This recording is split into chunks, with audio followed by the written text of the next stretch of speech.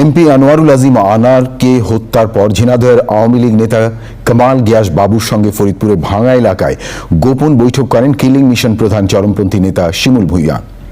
সেখান থেকে ভিডিও কলে ঝিনাইদহ জেলা আওয়ামী লীগের সাধারণ সম্পাদক সাইদুল করিম মিন্টুকে জানান অপারেশন সাকসেসফুল। ঢাকার গোয়েন্দা প্রধান বলেছেন, শিমুলের দেয়া তথ্য যাচাই করতে মিন্টুকে আটক করে জিজ্ঞাসাবাদ করা হচ্ছে। এদিকে এমপি আনারের মেয়ে স্বরাষ্ট্রমন্ত্রীর সাথে দেখা করে বলেছেন, বিচার প্রক্রিয়া বাধাগ্রস্ত করতে ষড়যন্ত্র হচ্ছে।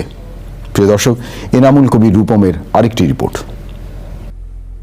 আদালতে দেয়া স্বীকারোক্তিতে ঝিনাইদহের এমপি আনোয়ারুল আজিম আনার হত্যাকাণ্ডে কয়েকজন আওয়ামী লীগ নেতার জড়িত থাকার তথ্য দেয় চরমপন্থী নেতা শিমুল ভূঁইয়া। তার দেয়া তথ্যে আটক হয়ে রিমান্ডে আছেন আওয়ামী লীগ নেতা কাজী কামাল আহমেদ গ্যাসবাবু।